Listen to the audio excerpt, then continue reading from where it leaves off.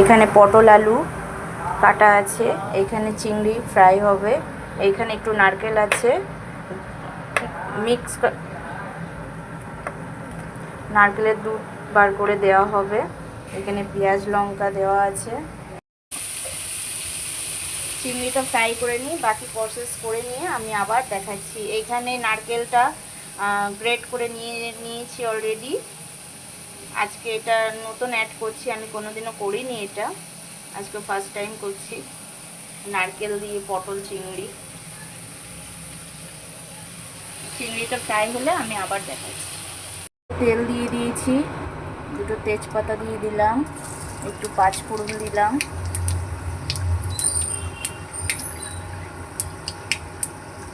এরপর মশলা কষিয়ে পটল আলুটা একটু কষিয়ে নিয়ে তারপরে এই দেখো নারকেলের দুধ বার করে নিয়েছি অলরেডি। আর যে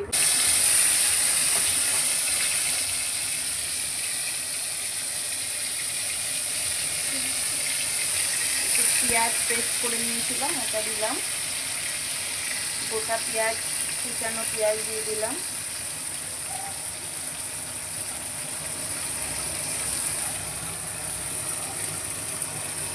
লঙ্কা কুচি দিয়ে দিলাম। এটা ভালো করে কষিয়ে নিয়ে তারপরে পটলটা দেব। কষিয়ে একটু হলুদ গুঁড়ো দিয়ে দিলাম, জিরে গুঁড়ো দিয়ে দিলাম, একটু ধনিয়া গুঁড়ো দিয়ে দিলাম,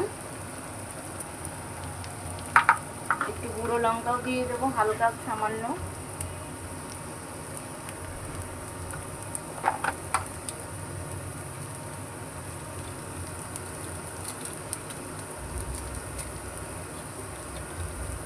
একটু চিকেন মশলা দিয়ে দিচ্ছি এভারেস্টে, আমি জানোই এভারেস্টই পছন্দ করি। লাল লাল করে ভেজে নেব, হ্যাঁ তাহলে আরও টেস্টি লাগবে, খেতে সুন্দর লাগবে। এখানে চিংড়িটা ফ্রাই হয়ে গেছে আমার, ভালো করে কষিয়ে নেব নিয়ে হালকা হালকা জল দিয়ে, জল একটু কমই দেবো আজকে যেহেতু দুধটা এখানে আছে, একটু কষা কষা করে বানাবো। দিয়ে তারপরে তোমাদেরকে দেখাচ্ছি। অ্যাকচুয়ালি ব্যাপারটা হয়েছে কি, এই যে চিকেন মশলা যেটা এভারেস্টের, এটা আমার ভালো লাগে, আর এটা ভালো ফ্লেভারটাও ভালো, আর বাকি সব সানরাইজই আমার ব্যবহার হয়।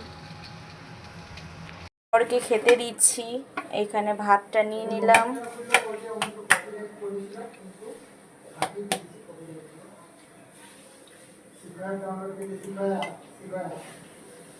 এখানে একটু স্যালাড দিয়ে দিলাম, একটা লেবু দিয়ে দিলাম, একটু লঙ্কা দিয়ে দিলাম,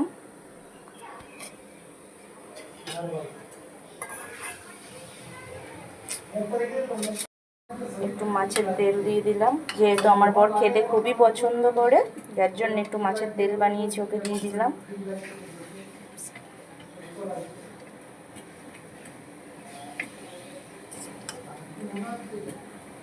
বাকি সবজিগুলো দিচ্ছি আস্তে আস্তে।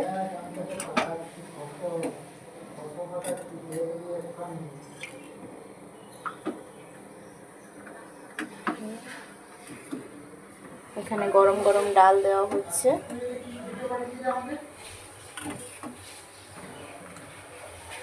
একদম ধোয়া ওটা, খেতে খুব সুন্দর লাগবে।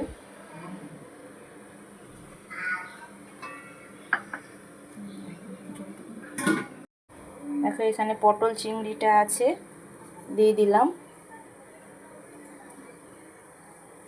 একটু ডিমের অমলেট বানিয়েছি ওটাও দিয়ে দিলাম।